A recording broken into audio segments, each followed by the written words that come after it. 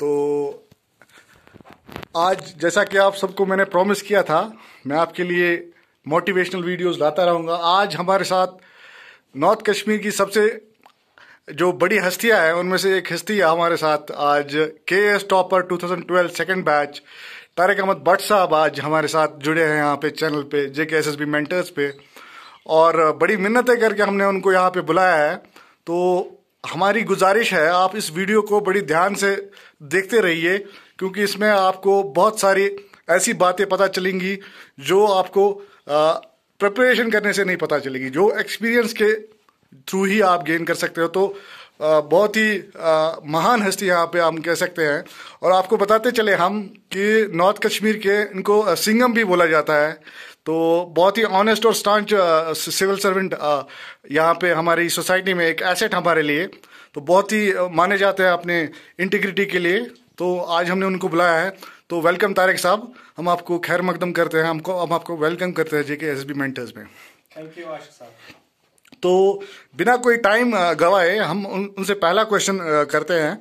उनको पहला क्वेश्चन है, tell us about yourself sir, कि आपकी क्वालिफिकेशन क्या है, आपकी जो आपने PG की क्या किया हुआ है आपने अपनी लाइफ में, आपके क्या क्रेडेंशियल्स हैं? I have done my masters in botany from Kashmir University in 2005. Plus, I have done masters in education from the University of Kashmir in 2007. Okay sir, so आपसे अगला सवाल हम करेंगे, आपकी जो what was your marks percentage in UG as well as PG, post graduation में आपके कितने मार्क्स थे, और अंडर ग्रेजुएशन में जो है, जो कि एक इम्पॉर्टेंट क्वेश्चन यहाँ पे बनता है, क्योंकि बच्चे बोलते हैं civil services is only meant for exceptional students, only जो एक्सेप्शनल गिफ्टेड पीपल है उनके लिए है सिविल सर्विसेज, जो एवरेज बंदे हैं वो इसको क्वालिफाई नहीं कर सकते हैं। तो इसी विषय में हम आपसे ये सवाल करना चाहते हैं कि आपकी ग्रेजुएशन में कितने मार्क्स थे, आपके PG में कितने मार्क्स है, क्या मार्क्स इंपॉर्टेंट क्राइटेरिया है सिविल सर्विसेज को क्वालिफाई करने का? In my graduation, I had secured first division. मेरे 60% मार्क्स थे. In my post graduation, I had secured 68%. Let me make one thing clear here. There is no correlation between percentage of marks and qualifying the competitive examinations. Okay, sir. What matters most is the seriousness of the aspirant towards the competitive examination. If you have seriousity, if you are serious, yes, if you are serious and you have perseverance and you do smart work, and you keep yourself updated with the latest developments in all fields related to your examination, you can definitely qualify you. And plus, one must have willpower.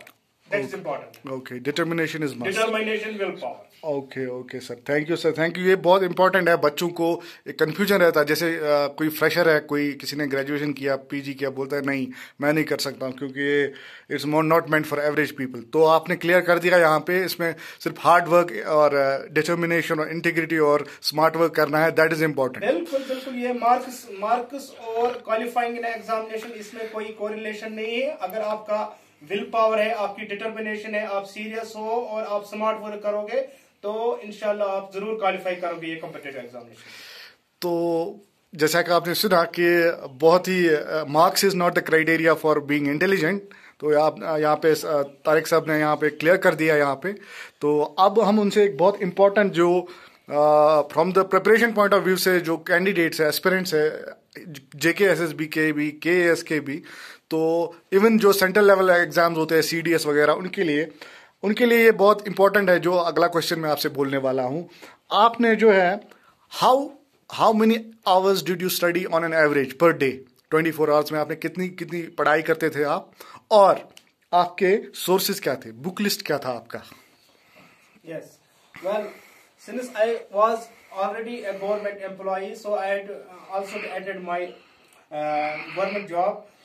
It took me 1 year to complete my preparation for this Kashmir, for the competitive examination. But the last 4 months before the commencement of the examination was very important for the examination, during which I studied approximately 15 to 16 hours out of 24 hours. 15 to 70. That is, oh, that is very difficult. That is very difficult for an ordinary. That's a big achievement, big accomplishment. But since nowadays, आपसे एक question करता हूँ. Nowadays we don't have so much of time, that because aspirants, there are so many, there is huge competition, and there is the aspirants have filled forms for different applications, different jobs. They are pursuing degrees in universities and elsewhere. They don't have so much of time. For example, they cannot study 17 hours, 15 hours for one long year. So उनके लिए आप क्या कहेंगे? उनके लिए कोई alternative strategy? बिल्कुल, आज साहब ने आपने बहुत ही एक अच्छा रेलेवेंट क्वेश्चन यहाँ पूछा है.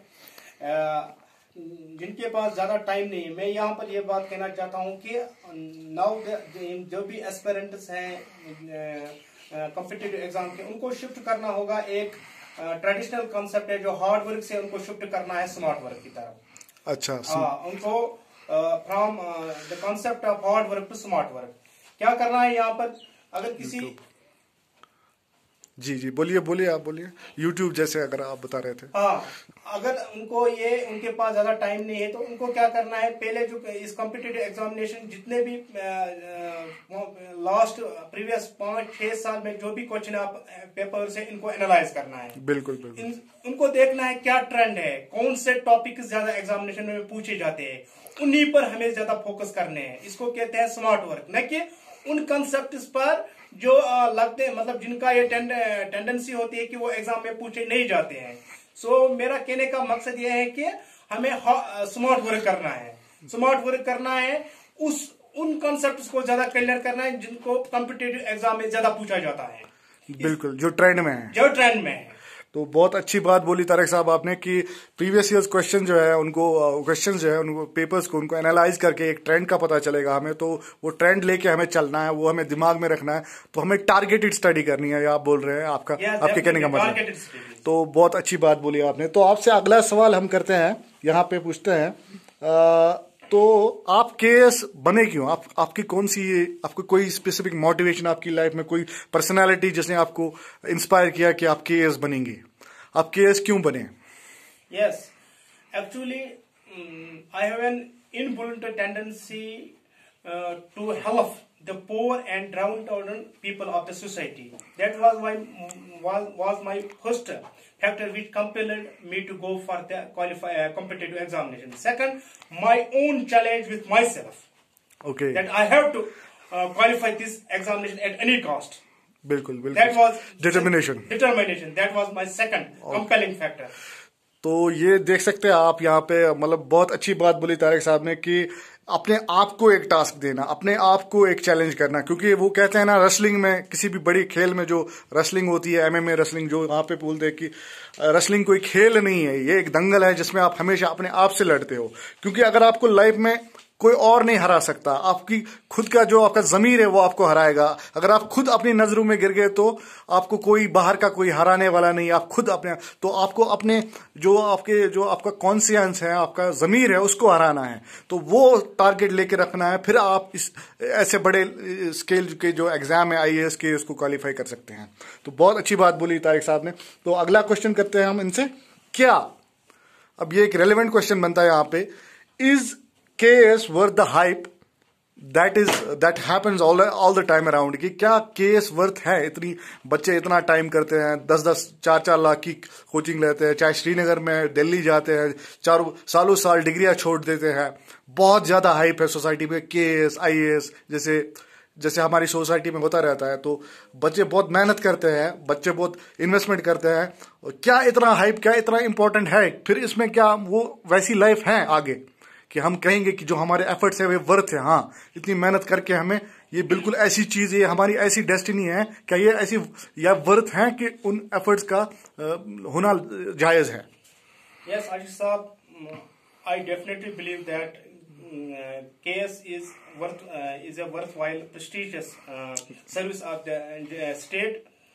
यहाँ पर मैं ये बात बताना चाहता हूँ, no doubt it depends upon the objective. एक एस्पायरेंट में क्या ऑब्जेक्टिव है, वो किस जहन के साथ चलता है कि मेरे आगे जब मैं कोई कॉम्पिटिटिव एग्जामिनेशन क्वालिफाई करूंगा, मुझे फिर किन लोगों को सर्व करना है। मुझे लगता है केएस एक ऐसा प्लेटफॉर्म है जो है हमें एक बेस्ट अपॉर्चुनिटी देता है कि हम अपने लोगों की खिदमत कर सकें, हम अपने सिस्टम में ट्रांसपेरेंसी ला सकते हैं, हम अपने सिस्टम में को अकाउंटेबिलिटी बना सकते हैं, हमारे जो गरीब या डाउन टोडन पीपल है उनको हम उनके लिए हम बहुत कुछ कर सकते हैं। इसीलिए मेरा ये पर्सनली बिलीव है कि बिल्कुल I do agree with Ashish साहब कि ये जो सर्विस है ये स्टेट की सबसे प्रेस्टिजियस सर्विस है और ये वर्थवाइल सर्विस है। लेकिन शर्त ये है कि जो भी एक एस्पिरेंट है उसके जहन में ये होना चाहिए कि मुझे ये एग्जामिनेशन ये ऐसे चलना है कि इसको ये जहन में लेना है। It is not the but at the same time ये है कि it is not the end of the world. There are other fields where they can proper. बिल्कुल अपने आप को एंजाइटी में नहीं रखना है, एंजाइटी में नहीं रखना है, अपने आप को कूल रखना है, अपने आप को कॉन्फिडेंट रखना है, अपने आप को क्या बोलते हैं इसको फोकस्ड रखना है, अपने आप को डिटरमिनेड रखना है। तो it's a worthwhile service, no doubt about. तो बिल्कुल आप जैसे सुन सकते हैं, आप खुद यहाँ पे जान सकते हैं कि तारिक साहब ने खुद कहा कि बिल्कुल इसके जो रिटर्न्स हैं, चाहे वो इंट्रिंसिक मॉनेटरी रिटर्न्स है या नॉन मॉनेटरी रिटर्न्स है, that are very satisfactory and वो बिल्कुल मतलब वर्थ है कि जो आप प्रिपरेशन कर रहे हो, जो आप सेक्रीफाइस कर रहे हो प्रिपरेशन टाइम में। तो बिल्कुल केएस कोई मतलब ऐसा वैसा जॉब नहीं है, एक ड्रीम जॉब है। तो ये आपने खुद तारिक साहब की जुबानी यहाँ पे सुना। तो तारिक साहब से हम अगला बहुत ही सबसे इम्पोर्टेंट क्वेश्चन जो from the candidates point of view करेंगे, बहुत इंपॉर्टेंट। आपने सोर्सेज का, हमने इससे पहले भी बोला था, सोर्सेज आपने नहीं बताया, जनरल स्टडीज के आप बताइए और आपके ऑप्शनल्स क्या थे वो आप बताइए। तो कैंडिडेट्स को पढ़ना कैसे है, सबसे इंपॉर्टेंट क्वेश्चन है, वो पढ़ना कैसे है, रिविजन कैसे करना है, कितने टाइम हमें रिविजन पढ़ना है, एक बुक को हमें कितने टाइम पढ़ना है। आशिष साहब आपने बहुत ही रेलेवेंट क्वेश्चन पूछा है कि मेरे सोर्सेज क्या थे और मेरी स्ट्रेटजी क्या थी। बिल्कुल। तो सबसे पहले मैं जो सोर्सेज की बात करता हूं तो इंडियन पॉलिटी के लिए मैंने लक्ष्मीकांत कंसल्ट की। उसके बाद जियोग्राफी के लिए मैंने माजिद हुसैन की एक रेफरेंस आती है वो कंसल्ट की। स्टैटिस्टिक्स के लिए मैंने स्पेक्ट्रम सीरीज कंसल्ट की। मॉडर्न हिस्ट्री के लिए मैंने स्पेक्ट्रम सीरीज कंसल्ट की। मिडिवल हिस्ट्री के लिए मैंने सतीश चंद्रा की रेफरेंस कंसल्ट की। बिल्कुल। जनरल स्टडीज के लिए मैंने एक मैनुअल आता है टाटा मिग्रा हेल्थ मैनुअल मैंने कंसल्ट किया था।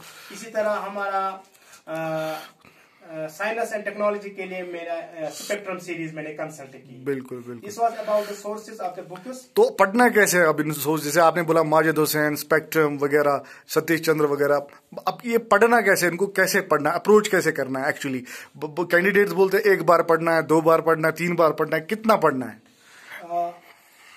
जहां तक मुझे मेरी पर्सनल एक्सपीरियंस है 2 to 3 रिविजन आर सफिशिएंट। लेकिन शर्त यह है कि जो एस्पिरेंट ने उसने सीरियसली पढ़ा हो, कॉन्फिडेंस के साथ पढ़ा हो, कंसेप्ट क्लियर किए हो, और historical background of the concept clear होना चाहिए। ये अगर कोई कंसेप्ट आप पढ़ रहे हैं, ये कंसेप्ट इसकी हिस्टोरिकल बैकग्राउंड क्या है, तो हिस्टोरिकल बैकग्राउंड से हमें ये मदद मिल जाता है कि ये हमारी मेमोरी में ये कंसेप्ट बिल्कुल कंक्रीट जैसा रह जाता है, मौजूद रहता है, ये मतलब डिलीट नहीं हो जाता है। सो मैं यहाँ पर ये बात फिर से रिपीट करना चाहता हूँ, historical background of the concept is very important. हर एक कंसेप्ट को हमें हिस्टोरिकल पर्सपेक्टिव से देखना चाहिए, इससे हमारा जो कंसेप्ट क्लियर हो जाता है। बिल्कुल। तो रिगार्डिंग मेथोडोलॉजी कैसे या स्ट्रेटेजी, तो क्या करेंगे कि मैंने स्ट्रेटेजी की, जिसमें अल्हम्दुलिल्लाह मैं बड़ा सक्सेसफुल रहा।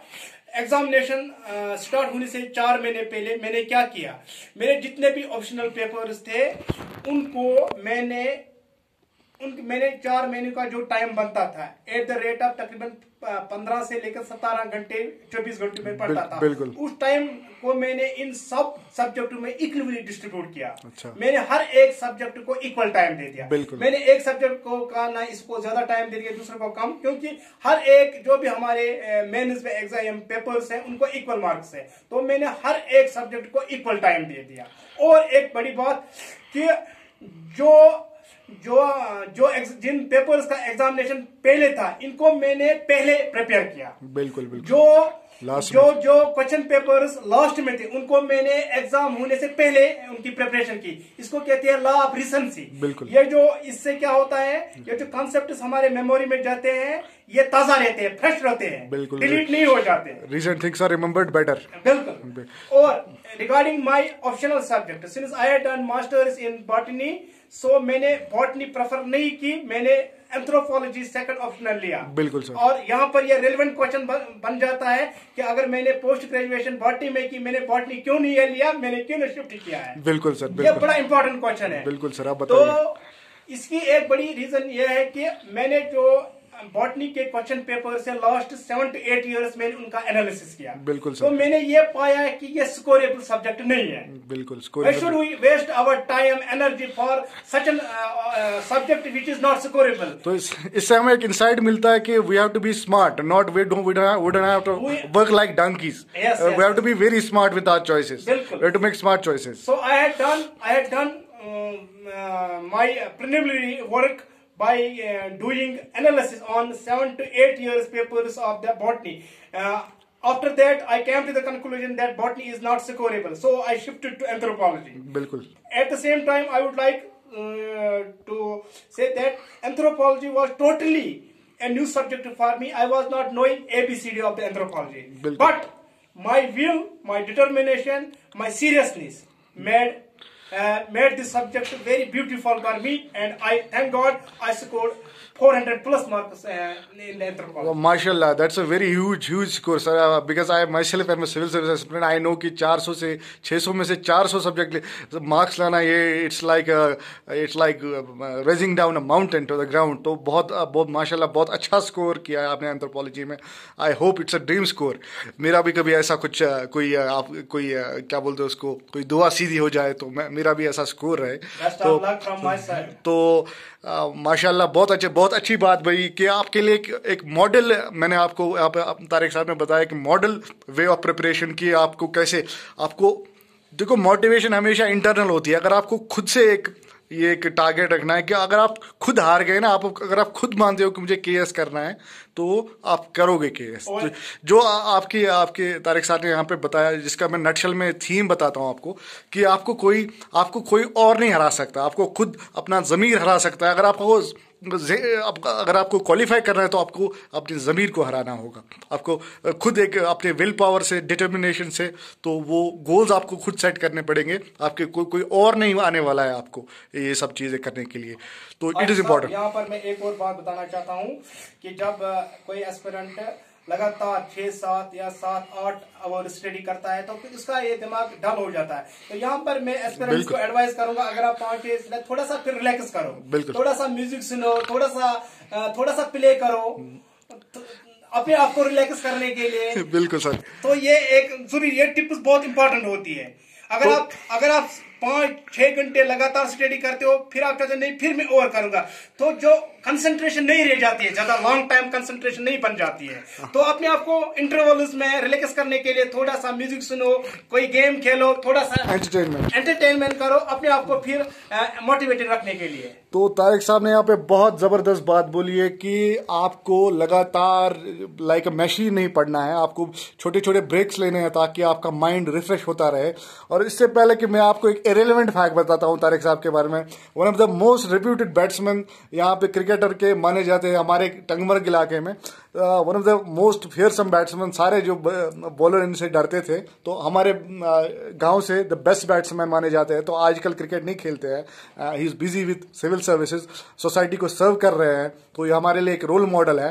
तो आपने सुना कि एक एंटरटेनमेंट के लिए एक बहुत एक बीच में एक इंटरवल लेना है आपको। अगर आप 8 घंटे पढ़ रहे हो, 10 घंटे पढ़ रहे हो, तो उसके बाद आपको एक इंटरवल लेना ही नहीं पड़ा। आप एक मूवी देख लीजिए, आप क्रिकेट खेलिए, फुटबॉल खेलिए, लेकिन क्या है कि ये जो इंटरवल, ये आप शेड्यूल आपको मेंटेन करना है ताकि आपका माइंड रिफ्रेश होता रहे, और बीच बीच में आप ये सारा शेड्यूल आप जो है मेंटेन करिए, और तभी जाके आप सक्सेसफुल हो जाएंगे। और एक बात मैं यहाँ पर ऐड करना चाहता हूँ, ये जो शेड्यूल है पढ़ना है, एक एस्पिरेंट को खुद पढ़ना है, दूसरे को पढ़ना नहीं है। यानी कि वो खुद अपना शेड्यूल उसको बनाना है और उस शेड्यूल को फिर अच्छी तरह से फॉलो करना है। ये नहीं है कि एक दिन शेड्यूल हमने फॉलो, दूसरे दिन नहीं, बिल्कुल शेड्यूल को स्ट्रिक्टली फॉलो करना है। बिल्कुल, तो कंसिस्टेंसी इज द की। यहाँ पे तारिक साहब बोल रहे हैं कंसिस्टेंसी इज द की। एक दिन 10 घंटे पढ़ोगे, अगले दिन कुछ नहीं पढ़ोगे तो वो नहीं चलेगा।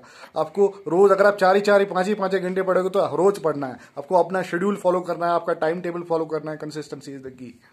तो आप बताइए आप क्या बताना चाहते थे? और एक इसमें ये बात है कि टाइम मैनेजमेंट, टाइम कैसे मैनेज किया जाता है। बिल्कुल सर, आप बताइए हमें उसके बारे में। टाइम मैनेजमेंट मैंने पहले भी कहा कि हमें टाइम, हर एक सब्जेक्ट को हमें इक्वल टाइम देना। हमें एक सब्जेक्ट को ज्यादा प्रायोरिटी पर नहीं लेना दूसरे को, क्योंकि at the end of the day हर एक सब्जेक्ट मैटर करता है। बिल्कुल सर। आपकी कोशिश ये रहनी चाहिए कि मेरा हर एक सब्जेक्ट में अच्छा स्कोर होना चाहिए। बिल्कुल, तो आपने यहाँ पे नोट कर लिया, इक्वल जो है एम्फेसिस देना है, हर एक सब्जेक्ट पे इक्वली आपको टाइम इन्वेस्ट करना है। आपको स्किव्ड प्रिपरेशन नहीं करनी है। किसी एक सब्जेक्ट को लेके आप पढ़ेंगे, पॉलिटी में मजा आ रहा है तो पॉलिटी पढ़ेंगे। आपको हर एक को इक्वल जो है टाइम और एफर्ट देना है, ताकि at the end of the day you are able to score well in general studies. Yes, definitely.